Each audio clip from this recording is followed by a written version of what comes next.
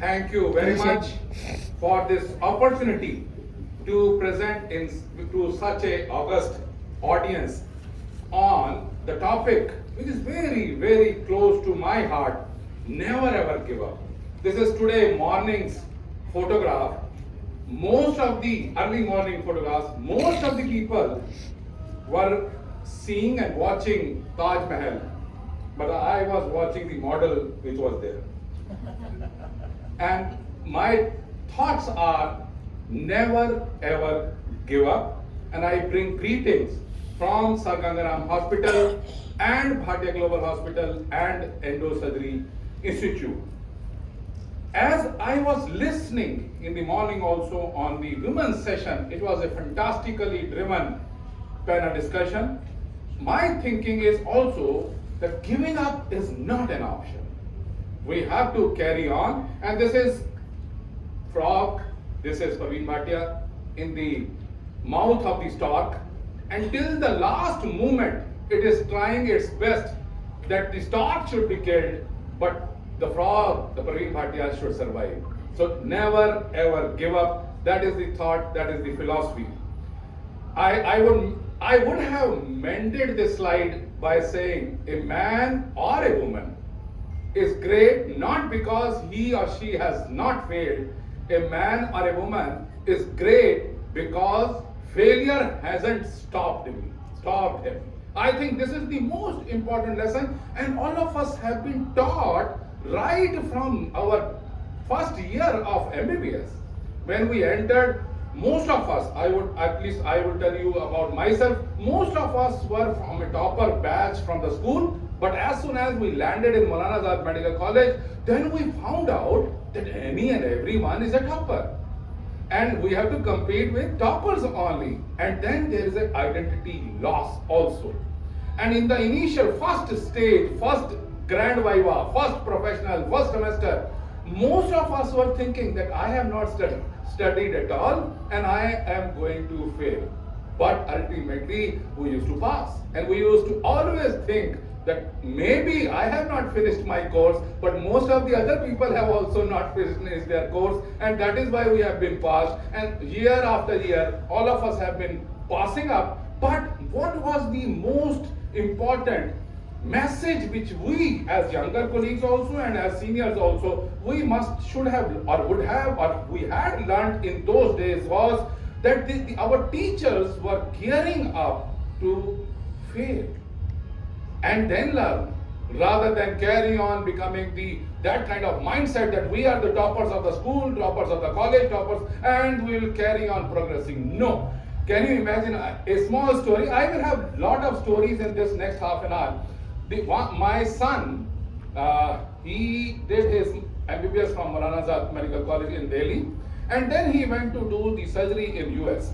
And he had cleared the USMLE exams with a good score. When he was taking the interview, the professor used to ask him, "Do you know that to get the surgery in US, especially for foreign graduates, is next to impossible?" He said, "Yes, I know that it is next to impossible." "Then why have you applied?" His boss would ask, "Why have you applied?" As in his answer was very simple, that my father has taught me only one thing. What is your father? My father is a surgeon, and he has taught me only one thing: dare to fail. Dare to fail. If I fail, he always tells me that you have to have one seat of surgery only in US. And that's it. If you don't try, you have already failed. And if you try and then fail, it's fine. You can do the surgery in India also. So immediate response of that boss was, "Man, you are selected." And now he has finished his surgery residency and he is doing fellowship in robotic bariatric with Dr. Philip Shaver. So our thinking is that, as Dr. Clara was also mentioning, that ultimately we have to know how to de-stress and how to take the stress and how to be ready for taking the failures and then progress on. The objective of my presentation is, the motto of my life is inspire or expire.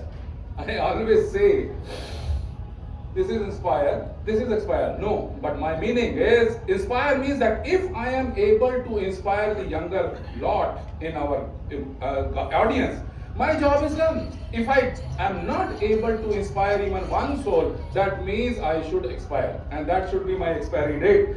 And in this, when we as surgeons, we have seen maybe 4 decades or 3 decades of our life as surgeons, then most important thing is that we know that complications are bound to occur. They will happen, they will carry on happening. As long as human mind is there, the complications will be there. But we have to learn out of that. It is resilience. So if there is a foundation of resilience, we have done our job.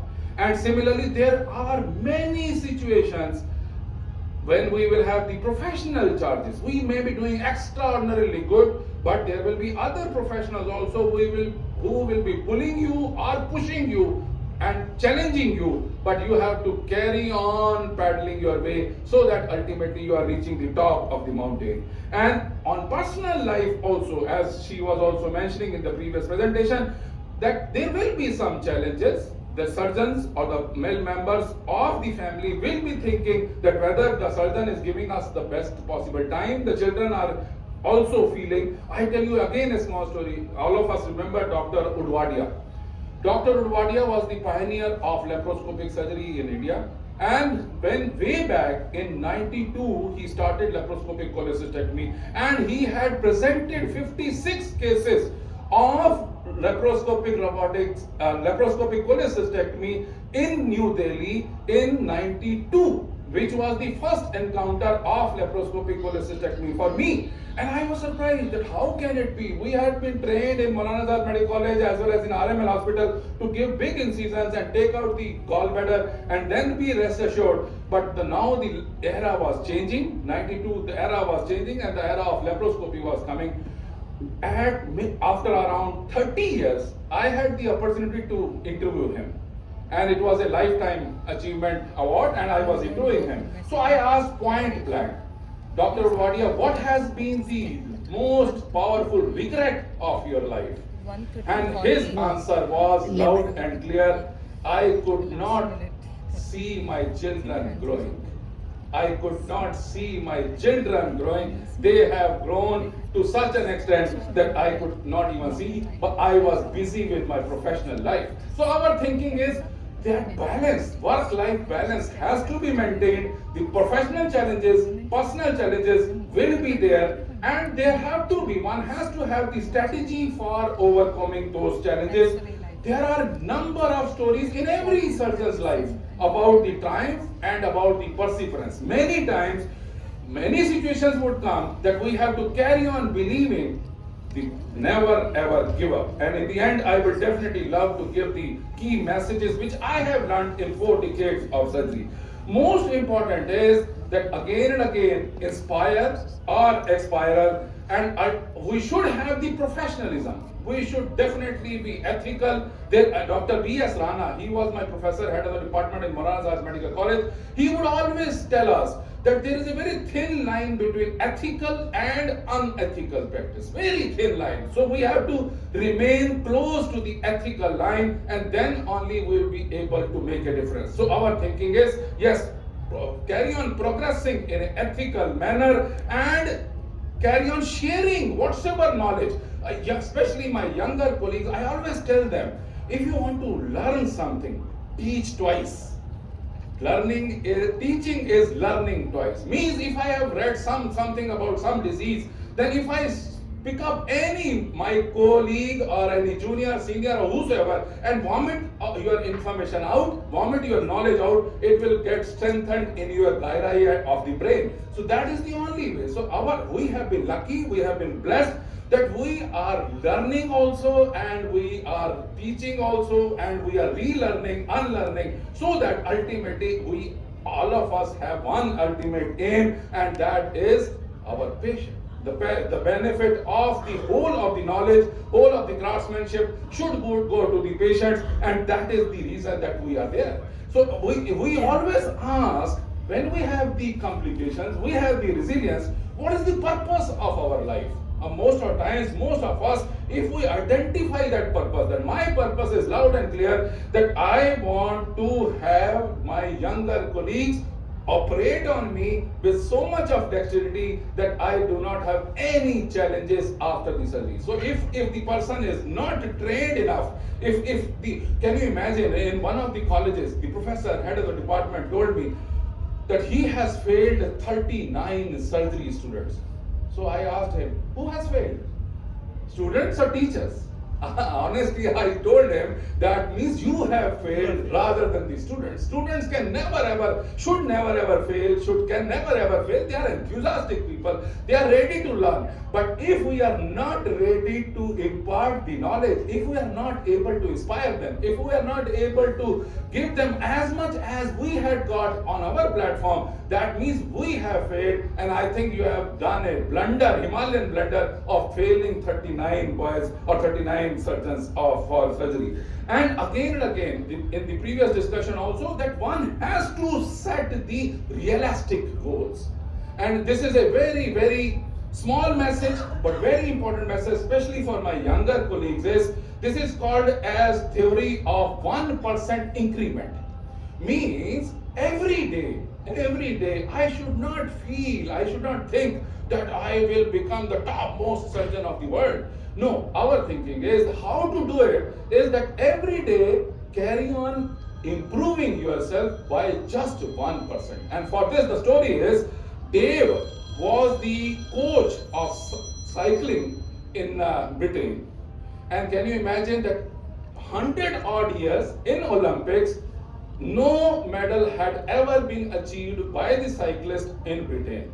When the coach Dave Crayman, he was taken in, then he used to tell everyone that have 1% improvements, the strategy of 1% improvement every day in your running, in your timing, in your cycling, in your classes, everything. And ultimately you will be able to achieve the targets. And would you be surprised, after that, once he was inducted into the coachmanship of that cycling training, there were so many gold medals, so many medals in cycling that he had written a book also, and it has very nicely mentioned. This book is called as Atomic Habits by James Clear. I would urge my younger colleagues, just go through that, every page of that book, Atomic Habits by James Clear. That gives so much of message that every day we should carry on building ourselves and carry on improving ourselves by just 1%. Don't set the target that I am, for example, 120 kg and I want to be 60 kg and then I start working on that. No, set the target that I am 120 kg, I will have 1% improvement or in one day or 10% improvement in 2 months or whatsoever. And then if you break them into goals, you will be able to achieve those goals. Otherwise, you will never ever be able to achieve those goals. And for that, you have to have mentors like Dr. Durga, Dr. Ratna, so that ultimately, wherever, what is the duty of the coach? The coach's duty is wherever you are going slightly wrong, they should not teach you verbatim, but they should just give a small turn and you are able to do it. So what I mean to say, a theory of 1% change and everything can be changed. And then lessons learned from the operating room, professional challenges. All of us know that when we operate and when we do high risk, high stake surgeries, lot of challenges, lot of complications can occur. And again, I always tell my younger boys in Bhatia Global Hospital as well as in Gangaram Hospital, a split second becomes eternal. A split second becomes eternal. For example, I am pained when somebody picks up the phone and carries on asking and telling the spouse or anyone that today at evening, and he's operating, and he or she is operating and still responding to the phone call and charting the evening program. No, in my operation theaters, a split second becomes eternal.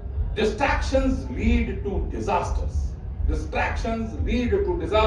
So our energy should be fully focused, and then only we will be able to give the best to the patient. In this context, I would say that dealing with high stake failures, there was a patient, and can you imagine that he was approximately 170 kg, and the mini gastric bypass had been done on him.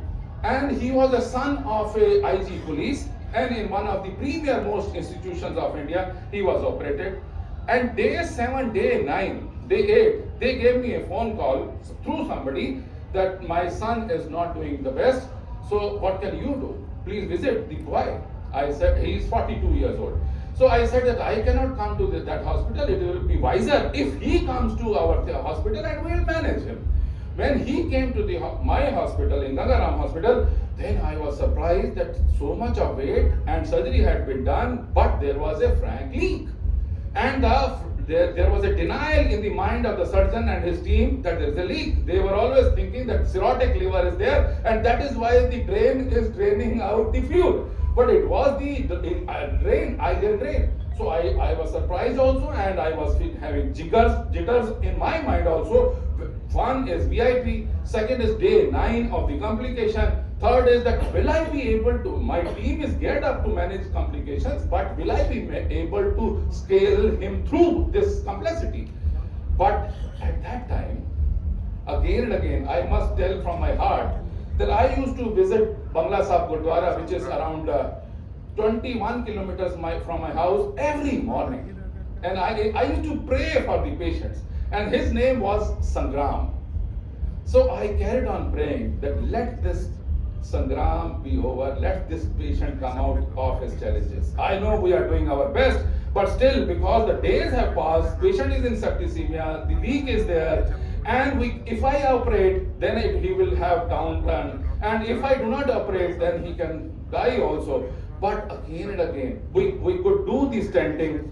With the stenting, in mini gastric bypass, nobody had heard about stenting the efferent loop also to prevent the leaks. So we did these endoscopic stenting. Patient started improving. He stayed in ICU for 45 days. I carried on visiting Bangla Sahib Gurdwara every morning and just praying for him. My Sangram should survive. Thank you very much, and God bless you. The patient survived, and till date, my Sangram is continuing. What I mean to say, I am every morning going to Bangla Sahib Gurdwara just because at that time of crisis, high stake failure, God had helped us, as simple as that. Never ever think that you are doing anything and everything. We are being helped. We are ultimately able to give our best to the patient. Definitely there is a divine force. So that has to be obviously taken along, and if your intent is clear, then you will be able to scale through that. And again, most important thing is that we should never be on a denial mode. We should always be thinking that we are going to learn from our mistakes also, and we are going to learn from mistakes of others also. Life is too short to learn from your own mistakes. Try to learn from your own mistakes also. And many times, as surgeons, especially as senior surgeons, many times all of us have the self-doubt. Can you imagine in that Sangram story also, the surgeon who had operated at the previous hospital, he phoned the relatives that whatsoever Dr. Bhatia is doing is wrong. Is wrong. And he should be taken up for surgery immediately, otherwise he is going to die. The stenting has never been documented. But again, when the patient survived, then I told the previous surgeon also that the patient has done very well. And we published this also in the important journal of obesity surgery, that mini gastric bypass can also be managed by putting in a long stent for the leaks also, and the patient can do well. So what I mean to say, ultimately, lot of challenges will be there, will carry on coming. In this patient also, can you imagine, this is a small video clipping, only one video clipping I'm just going to impress on you, is that this is 186 kg and she has 89 BMI, and we did robotic sleeve gastrectomy on her, and we have a habit of check, recheck, cross check, counter check and check, and I was checking it by doing the endoscopy, and while doing the endoscopy, now you can see the bubbles coming out. So if just like when you check the tire for a leak, then we submerge it into saline and the air is coming out. So I could repair that leak with 1 or 2 stitches and the patient did well. So what I mean to say, that I have learned from our failures also and from different experiences also, that fix it then and there. That if, for example, such kind of patient, if I had missed this leak, cascade of events would have started and patient would have died. With the 89 BMI, robotic sleeve gastrectomy had been done. So we just did the suturing of the leak and the patient did well. So our thinking is, yes, one should always make it a point that we have a low threshold, one. We should always check, recheck, cross-check, counter-check, and then only we will be sure that we are going to give the best to the patient. And again, there will be some situations, especially as mentioned, Madam was also mentioning, as a young surgeon, the patients will also not believe the female surgeons or even the male surgeons that you are too young. What can you do? Let me talk to your boss. But I think she has, Dr. Ramya had beautifully presented that you should go within yourself and you should project yourself that I am the in charge of your services at this moment. So you have to have faith on me, and if you have faith on your own self, then you will be able to transmit that faith on to the others also. So confidence building has to be there and it has to be projected also. Again, don't be rigid. Let's have the compassion, and we should be adapting to change also. Many times, many surgeons, they started doing laparoscopic cholecystectomy. They are doing laparoscopic cholecystectomy for last 4 decades.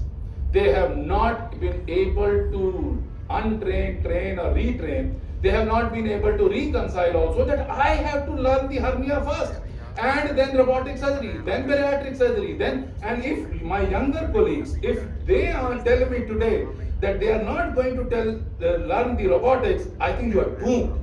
Is the right word. Doomed is the word, that if you don't want to learn robotics, you are doomed. And my next generation, if they say that we are not going to take the help of artificial intelligence, you are dead. Today, in this presentation also, I have used artificial intelligence a lot. What I mean to say, ultimately, we have to be updated. If you are not updated, you are outdated. So we should carry on unlearning, learning, and relearning. Now coming to the other forum, that is the family life. There is a surgeon beyond the scrub also. Many times, most of us, I would say, learn with passage of years, but ultimately it is too late. Our thinking, especially our younger colleagues, have already learned how to maintain that work-life balance. My thoughts are that yes, I should be the best surgeon, which I am doing the surgery at, but I should have the time to visit Taj early in the morning. I should get up at 4 a.m. I get up at 4 a.m. early in the morning, every morning, without fail. And I do weightlifting from 1 hour. And then I go to Bangla Sahib, then I go to Gangaram, and then Bhatia Global, operate at both the places, and ultimately deliver the best. So our thinking is that family is also important. And give them the children should get the quality time. It should never ever be quantity time. All of us know our time is limited. So if we are able to give them the quality time, then only we will have the children who are becoming surgeons or whatsoever you want to or whatsoever they wanted to. So our thinking is never die with a regret that I could not give my children, my wife, the time. So our thinking is, yes, one should carry on learning. And there was a good discussion about the burnout. According to me, what is burnout? Nothing. It is your own mindset which is burning. Our thinking is that ultimately we have to devise that we have got 24 hours with us. We have to do surgery from 8 hours, 10 hours, whatsoever you decide. But after 8 to 10 hours, we have to spend the time with lot of mindset, lot of energy, so that we are able to do Sunday stories also, we are able to do workshops also, we are able to operate at our places also. So why should there be any burnout? If you are following your passion, then the passion ka hi fashion hai. If you are following your passion, then why should you feel burnout? You are enjoying what you are doing. Many people ask me that you are operating at 2 major centers and you are busy throughout. How is it that you are able to do it day after day? Our thinking is because I am enjoying every bit of it. That is the reason there is no burnout, and that is the reason that one carries on working. And for this, especially for my younger colleagues, I would always urge them to have a discipline. This is very, very important, that cultivating discipline. You have to have daily habits that are pushing you towards the success. Please do not think that Rome was built in a day. Please do not think the surgeon had reached that level in one day by doing one job and he or she has been able to attain that height. No, it has to be a daily habit, and that only will make you the complete, competent man or woman, so that you are happy from within, you are happy as a surgeon, you are happy as a husband, you are happy as father, and you are happy as children also of your parents. So that is the way that I wish, and we always transmit that the work-life balance has to be maintained, and for this one has to have gratitude. Many times I am honestly pained when there is a discussion about medical legal complications and patients not behaving properly, or our thinking is that if you are not able to communicate well, communicate, over communicate. So if we communicate with the patients well, if you are having a gratitude towards other people, how can it be that you are not able to give your heart out for them? Our thinking is that even if for example, waiter is there in a restaurant, many times I have seen our surgeon brother or sisters, they always call, hey, idhar aana jara, sunna jara. Why are you not having gratitude in your heart? Call them, ask their name, and please give them a smile. The whole of their day will also be made. Your day will also be made. So have a gratitude for anything. Search people for thanking them. Anytime and every time thank them, so that ultimately we are never ever give up, never ever stop learning, and we are cruising through, and we are making sure that our career is reaching some level. And there are, as I mentioned, there are many stories about triumph and success stories. Many stories are there about the failures also. But again, once your colleague is successful, celebrate. Most of the times we start becoming envy. No, I think we should celebrate. It is all the team. It is together everyone achieves more. So we should carry on working in that direction, and then only we will be able to make a difference. So never ever give up. And the philosophy is that one has to have the mindset. My thinking is, for example, again a small story. My mother had a aneurysm bust, and when she was around 70 plus, and because of the hypertension, she had an intracranial bleed, and ultimately she was on a deathbed. And when I was in Gangaram, and I was telling my interventional radiologist that whatever best you can do it. He says that, sir, the carotids are totally packed. We are not able to put in a catheter, or even what to talk about the embolization. So I said, from my side, never give up. My side, never give up. Try your best. You carry on trying. Even if death occurs on the table, I am ready to accept that. But can you imagine, after 1.5 hours of trying a catheter from the carotid, he came out, sir, we have been able to catheterize her carotids, and now we have stopped the bleeding, and she should do well. And till date, now it is around 13 years that she is surviving, she is blessing us, and every day I am happy that at that stage, I never gave up. If I had that tendency of giving up, okay, age is like that, 70 years or whatever. So if I had given up, I would not have seen the blessings. So our thinking is, please carry on thinking that way. And again, especially Dr. Malik is there, our very close friend. So I always tell them that do so much of what, that ultimately, what legacy are you going to leave behind? That should be the mindset. Are we going to die as a surgeon, and on next day, on one day of WhatsApp photograph, oh, he was a great man, full stop, and after that nobody remembers you. So our thinking is, leave your legacy behind, so that ultimately you have made a difference in the life of people. And as Japanese proverb is, fall 7 times, stand up 8. Means that never ever give up. And again, as I mentioned, what was the name of the book which I mentioned in the beginning? What book should we read? Absolutely. I could see that he had taken the notes.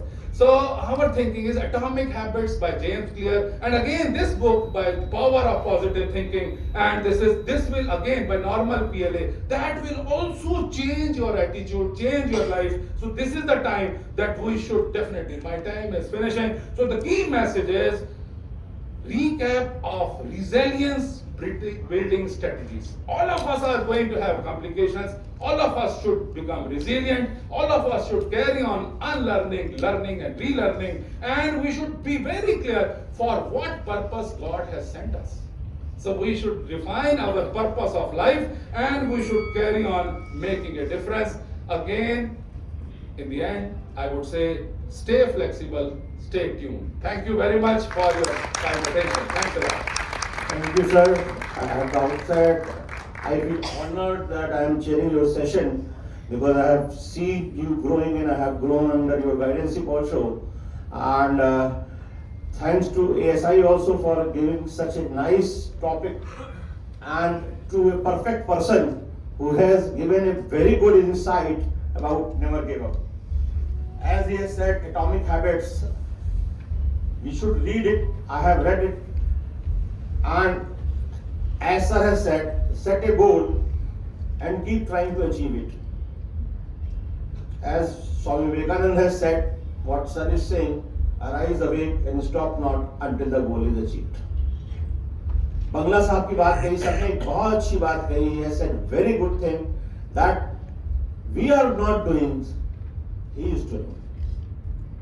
So we have to have belief on him that there is a superpower who is doing something. हमारे एक गुरु थे, वो कहते थे कि जब when you think that you are not about to achieve anything or you are failing in something, तो एक गाना बहुत पुराना गाना है, वो कहते थे उसको सुन लेना. और उस गाने की बस एक लाइन में कहूँगा, आप लोग जरूर सुना करिएगा उसको, कि तेरा राम जी करेंगे बेड़ा पार, उदासी मन काहे को डरे, उदासी मन. तो कभी कभी कुछ चीजों को आपको ऊपर वाले के ऊपर छोड़ना पड़ता है, उसको छोड़िए. और जैसा सर ने कहा, never give up. This topic is also very close to my heart. I established trauma surgery department in 2016 in KGMU, the country's first department. Everybody was saying that trauma surgery alag kyun, general surgery se alag kyun. But I was seeing that the trauma patients were being bounced from one department to another department. There was no caretaker. Then I started MS, country's first postgraduate course in trauma and surgery in 2021. So we should never give up, and that was the talk which I salute to sir, that what he has given is very nice. Thank you, sir. Thank you very much. Thank you for just for adding one phrase, acceptance without exception. As he was mentioning about Bangla Sahib and as he mentioned about the God, our thinking is surrender yourself. Acceptance without exception. No exception that if you do good, then I will believe you. If you don't do good, then I will not believe you. This is not done. Acceptance without exception. Thank you. Mike. Thank you very much, Dr. Bhatia, for your excellent speech. Thank you. Only one thing I like to tell the young surgeons, concentrate in your work. He has told, keep the mobile off in the operation theatre. Absolutely. This is a nuisance nowadays. I have seen surgeons wearing spectacles, specialized with receiving the telephones. I thought, how could it be? It's something we are concentrating. Someone's wife is in my hand. The man is outside. Why? When driving, there are so many rules and regulations of not using the phones. Why not for the surgeons? True. We don't want to give up. We want to carry on with my patient. So I should give the 100% of what he deserves, the patient deserves. And please, everyone has got problems at our home, in our personal life. You go through it, but please don't carry it in your operation theatre. Absolutely. Fantastic. That is the time we are dedicated to our God. Our God is our patient. Thank you very much. Thank you, sir. Thank you. Distractions lead to disasters. Yes, sir. Thank you sir, such a nice eye opening topic and आपको sir देख देख के हम लोग बड़े हुए हैं and in my this thing as sir said keep updating yourself and learn from mistakes. These are the two most important things. If you are not previously we are doing open surgery now, laparoscopic, come to robotic, and as you said, Artificial intelligence. Artificial intelligence. So these are the things for the young surgeon to keep updating and learn from the mistakes. Thank you. Thank you very much. Let the artificial intelligence be there, but don't lose your natural intelligence. Very nice lecture sir. कुछ एक line है जवाहरलाल नेहरू जी की, तो मुझे याद आ गई। Problem था the condition for life. हम सबके साथ ये चल रहा है, शुरू से चल रहा है। जब 10th में पढ़ते थे तो उसकी ये थी कि भाई अच्छे नंबर आए, फिर CMT हो गया, फिर ये है, तो चलता रहे। इसमें आज हारने की कहाँ से आ गई? ना हम बदले, ना दुनिया बदले, कर रहे हैं, करते रहे। Answer to this is, and obviously I am distracting, and Modi ji की लाइन है, सफर पे निकले हो धूप तो होगी। सफर में निकले हो धूप तो होगी। Thank you very much. Thanks a lot. Thank you. All right, well, thank you so much to all the chairpersons, and special thanks to Speaker Dr.Parveen Bhatia. And it's time to felicitate with the certificate and memento to Dr.Parveen Bhatia through all the chairpersons. Sir आपने पूरा And record किया है। afterwards, I'll request to everybody out ऐसे there, मिल सकता है it's sir. time to move on to the Hall A for चाहेंगे the तो कोई oration. आप- सर का है, सर का मैंने नहीं रिकॉर्ड किया। ये डॉक्टर का फोन है। डॉक्टर का फोन है। वो अच्छा अच्छा। ये डॉक्टर